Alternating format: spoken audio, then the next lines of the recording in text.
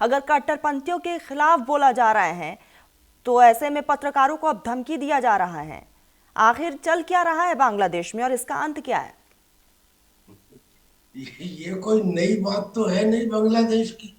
ये तो आज उन्होंने नाज़नीन मुन्नी को धमकी दी है, उसको कहा है कि जला देंगे, तुमको काम नहीं करने देंगे।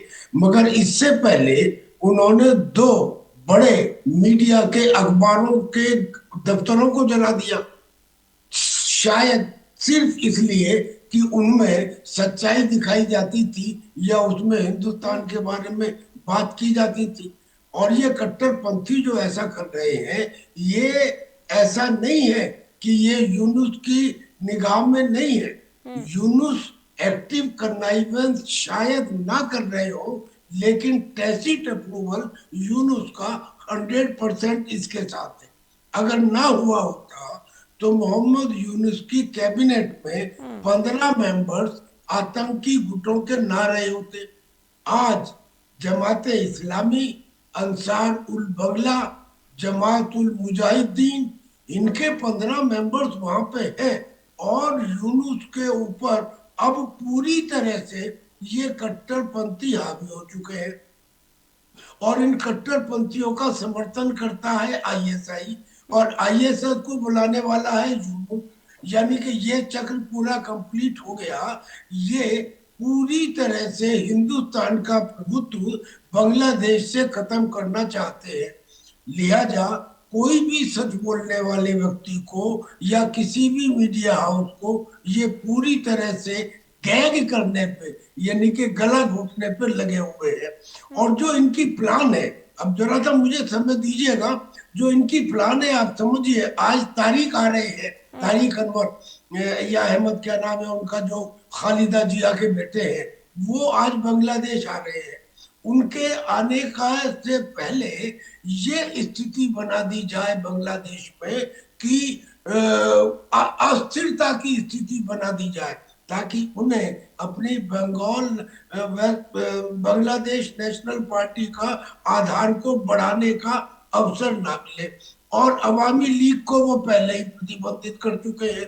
अब अवामी लीग और बीएनपी, अगर ये दोनों नहीं आती है, इसका मतलब जमाते इस्लामी आ जाए। और जमाते इस्लामी अगर फरवरी के चुनाव में आ जाए तो फिर यूनुस साहब को राष्ट्रपति बना दिया जाए। अब ये 85 साल का बूढ़ा सिर्फ इस बात पे लगा हुआ है कि मुझे किसी तरह से आने वाले चुनाव में जमाते इस्लामी आए और मुझे प्रेसिडेंट बनाए। अब अब इसके लिए भी जो बीएनपी और अवामी लीग है, उन्होंने आपस में एक अच्छा समझौता। त्यागी साहब, तो क्या सिर्फ और सिर्फ सत्ता के लिए बांग्लादेश का माहौल खराब किया जा रहा है? बिल्कुल, इसमें कोई शक नहीं है। केवल सत्ता के लिए और under the pressure of Pakistan. ये तो हमको समझ में नहीं आता कि डूबने वाले को हमने जब दिया साहिल से हाथ, वो हमें भी डूबने का मशवरा देने लगे। ये कमाल की बात है। यानी कि बांग्लादेश पाकिस्तान के ऊपर निर्भर कर रहा है, जिसके पास देने को कुछ नहीं है। लेकिन पाकिस्तान क्योंकि हिंदुस्तान का एक मुसलसल और परमानेंट दुश्मन है, लिहाजा वो हर वो काम बांग्लादेश में करवाना चाहता है जो हिंदुस्तान के इंटरेस्ट के खिलाफ जाए। अब तो उसने खुल्लम खुल्ला ये कह दिया है कि बांग्लादेश और पाकिस्तान आपस में एक मिलिट्री पैक्ट करने वाले हैं। और ये मिलिट्री पैक्ट जो है, ये समझौता के लिए जॉइंट जी मैकेनिज्म तैयार कर लिया गया है। और ये कह दिया गया है कि चुनाव खत्म होते ही ठीक है। इसको लागू कर दिया जाएगा। अब ये स्थिति है, ये स्थिति है यानी कि स्थिति जो है वो बिल्कुल खराबी है। डीके साहब, मैं आपके पास ही आऊंगी। पाकिस्तान और बांग्लादेश पैरेलल चल रहे हैं, पत्रकारों को धमकी दिया जा रहा है। क्या लगता है कि इसके पीछे बैकग्राउंड में विदेशी ताकतें भी हैं? इसमें मैं जो समझ पा रहा हूं वैश्विक स्तर पे, इसमें दो या तीन एंगल हैं काम कर रहे हैं। एक, जब यहाँ पे सत्ता अबदस्त की गई थी तो पाकिस्तान, बांग्लादेश और चाइना तीनों सेक्रेटरी मिले थे। और सामरिक दृष्टि से देखा जाए तो भारत को कमजोर करने का, क्योंकि इंडो पैसिफिक में भारत एक मजबूत देश है, तो यहाँ पे दो या तीन डायमेंशन है। एक तो ये है कि रेडिकलिज्म है जो पाकिस्तान और बांग्लादेश के अंदर, वो ऐसा नहीं कि शेख हसीना के समय में भारत के खिलाफ नहीं था, लेकिन उसमें बड़े मधुर संबंध हुआ करते थे शेख हसीना और मोदी जी के बीच में। तो वो उसको हम लोग कवर अप कर ले रहे थे। तो वो रेडिकलिज्म आज उसको मौका मिला है तो अपना खुल के अपना रूप दिखा रहा है, पहली बात। दूसरी बात, जो विदेशी शक्तियां हैं वो नहीं चाहते कि नॉर्थ अटलांटिक से जो आर्थिक व्यवस्था है वो इंडो पैसिफिक में आए, क्योंकि अभी मैं देख रहा था पिछले 10 सालों से कि वो शिफ्ट कर रहा था। जो नॉर्थ अटलांटिक में जो को अमेरिका लीड करता है वहां पे 30 ट्रिलियन की इकोनॉमी थी, और इंडो पैसिफिक में इंडिया और चाइना की इकोनॉमी वैसे मिला के 25 ट्रिलियन हो रही थी। बांग्लादेश एक 8.7.8 7.6 की जीडीपी से आगे बढ़ रहा था, तो ये भी एक अच्छी इकोनॉमी बन रहा था, अलग ट्रिलियन में नहीं गया था लेकिन बन रहा था। तो इस तरह से नहीं चाहते वेस्टर्न कंट्रीज की इंडो पैसिफिक एक हब बने इकोनॉमिक्स का, तो उनके लिए कुछ ना कुछ यहाँ पे करते रहना। और बड़ी चिंताजनक बात यह है कि नेपाल, बांग्लादेश का, श्रीलंका ऐसे ऐसे देशों में और अफगानिस्तान में होता था। हमारे Indo Pacific as a whole अगर हम देखें, बड़े प्रदेश से देखें, तो हमारे लिए चिंताजनक बात है, क्योंकि भारत के लिए चिंताजनक बात इसलिए है क्योंकि कोई देश का इकोनॉमिक व्यवस्था उसके बॉर्डर से लगने वाले एरिया से बड़ा अच्छा। जैसे कि अमेरिका में क्या होता है कि अमेरिका की जीडीपी में मैं बता दूं आपको कि केवल 5% एक्सपोर्ट का हिस्सा है, और भारत की जीडीपी में, चाइना की जीडीपी में 20% एक्सपोर्ट का हिस्सा है। और अमेरिका जो है अपने ज्यादातर एक्सपोर्ट कनाडा, मैक्सिको में बाय रोड कर देता है, उसका पैसा कम लगता है। तो वैश्विक स्तर पर अगर हम देखेंगे तो एक इस एरिया को जरा सा उलझा के रखना वो नॉर्थ अटलांटिक वेस्टर्न पावर के लिए अच्छा है। और रही बात जो यहाँ पे तीसरा पक्ष है, चाइना, बांग्लादेश और पाकिस्तान, ये कभी भी चिकन लेग पर नजर रहती है। मैं बार बार बता रहा हूँ, चिकन लेग पर नजर रहती है इनकी, और एक कभी बस मौके की तलाश में। वो तो हमारे भारत की इतनी अच्छी एजिलियन डेमोक्रेसी है और हमारे लोगों में इतनी एक मिर्च मिठास रहने की आदत है। और उसके बाद पिछले 15 साल मनमोहन सिंह की गवर्नमेंट से ही भारत में एक सत्ता का एक स्थायित्व बना रहा है, जिसकी वजह से भारत में डेवलपमेंट डिलीवर होता है लोगों के पास। आज आप हमारे देश में देखें कि डेवलपमेंट डिलीवर हो रहा है, चाहे मजदूर से लेके ऊपर तक वाले पर।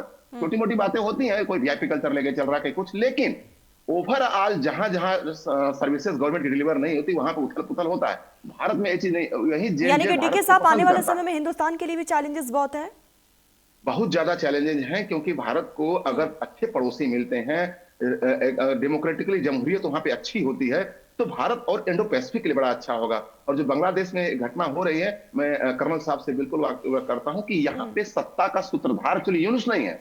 यहाँ पे जिस दिन शेख हसीना को हटाया गया वो आर्मी द्वारा हटाया गया। पहले तो हादी एंड पार्टी मिलके हटाई उसको, लेकिन आर्मी ने टेक ओवर कर लिया और आर्मी ने इनको बैठाया। तो इस समय वहां पे आर्मी करे, और किसी देश की आर्मी नहीं चाहती कि वहां पे जमहूरियत आए, क्योंकि उसके अफसरों को एक मौका, स्वाद मिल जाता है सत्ता चखने का। ही पाकिस्तान में होता है। और मुस्लिम देशों का एज होल अगर पूरे विश्व में कहें, एक और चिंता की बात है कि एक और मुस्लिम देश रेडिकलिज्म में फंस गया है। पूरी दुनिया में इतने ज्यादा मुस्लिम है, वेस्ट इंडीज, अफ्रीका से लेके देखें या मिडिल ईस्ट से लेके देखें या हम एशियन कंट्रीज में देखें, तो आप एशियन कंट्री में मलेशिया और इंडोनेशिया, और उसके बाद इधर अगर आप आ जाए मिडिल ईस्ट में, तो 4-5 country, UAE, Saudi Arabia, Qatar, Bahrain वगैरह छोड़ के पूरे मुस्लिम देश बेचारे जाहिलियत में जी रहे हैं। सलाहियत ये उनकी है कि वो विकास नहीं कर पा रहे, क्योंकि वहां पे रेडिकलिज्म की वजह से वहां पे सेना कहीं कब्जा कर लेती है, कहीं विदेशी ताकत वहां पे हावी हो जाती है। उसमें एक चैप्टर बांग्लादेश का भी जुड़ गया है। तो ये मुस्लिम जगत के लिए भी एक बड़ा चिंता यानी कि कुल मिलाकर विदेशी ताकतें जो है जरूर पीछे एक बैकग्राउंड में काम कर रही है। त्यागी साहब, मैं आपके पास ही आऊंगी। त्यागी साहब, मैं आपके पास ही आऊंगी। हालात हम देख रहे हैं इस वक्त बांग्लादेश में क्या है, और लगातार वो स्थिति बद से बदतर होती जा रही है। सिर्फ और सिर्फ सत्ता की वजह से मोहम्मद यूनुस भी कुछ नहीं कह रहे हैं, और कट्टरपंथ वहां पर किस तरीके से हिंदुओं पर हावी है, पत्रकारों पर हावी है, वो भी किसी से छुपा नहीं है। क्या लगता है आने वाले समय में हिंदुस्तान को अब बांग्लादेश के मसले पर मुखर होकर बोलना चाहिए, या सावधान रहना चाहिए, या सक्रिय रहना चाहिए? जी मैं तो चूंकि फौजी ऑफिसर हूँ, लिहाजा मैं फौज की दृष्टि से ही ये बात बताऊंगा। हमें सर्जिकल स्ट्राइक के बजाय क्विक स्ट्राइक, यानी कि अगर मेरे घर में आग लगी हो तो मैं संविधान की धाराओं का विश्लेषण नहीं करूंगा, मैं तुरंत एक्शन लूंगा। अब वहां पे 150 हिंदू फैमिलीज, हिंदू परिवारों को शेख हसीना के तख्ता पलट के बाद लूटा गया है और उनके साथ में बर्बरता की गई है। दीपू दास का केस आप सबको मालूम है, उसके बाद 2 हिंदू फैमिलीज के घर जला दिए गए हैं। ऐसी स्थिति में क्या हम हाथ पे हाथ धरे बैठे रहे और ये सोचें कि चलिए हम आने वाले समय में ऑपरेशन सिंदूर 2 में पाकिस्तान के साथ बांग्लादेश को भी शामिल कर लेंगे? अरे ये जिस सिलीगुड़ी की बिल्कुल ठीक बात कर रहे थे गुप्ता जी, जो सिलीगुड़ी कॉरिडोर है वो आज बहुत फोर्टिफाइड है, वो अब चिकन नेक नहीं रह गया है। और बांग्लादेश याद रखे कि अगर सिलीगुड़ी को वो चिकन नेक कहता है तो बांग्लादेश में दो चिकन नेक है। एक चिकन नेक है जो रंगपुर कॉरिडोर है, जिसे मेघालय ध्वस्त कर सकता है। दूसरा चिकन कॉरिडोर है जो चिटागोंग कॉरिडोर है, जिसे त्रिपुरा के रास्ते ध्वस्त किया जा सकता है। यानी हमारे पास सफिशिएंट चीजें उपलब्ध हैं और हमारे पास कारण भी है। कारण दो है। पहला, जो तीस्ता नदी थी, उस तीस्ता नदी का प्रोजेक्ट शेख हसीना ने चाइना को देने के लिए मना कर दिया था, मगर इन्होंने श्रीमान यूनुस जी ने, जो हिंदुस्तान के कट्टर खिलाफ है, उन्होंने उनको दे दिया। और ये तीस्ता नदी कहां तक जाती है? सिलीगुड़ी कॉरिडोर के नजदीक तक। दूसरा, जो वहां पे सिलीगुड़ी कॉरिडोर के पास एक सेकंड वर्ल्ड वॉर की विंटेज का एयरफील्ड था, उसको वो चाइना को देने के लिए तैयार है कि आप उसे डेवलप करो।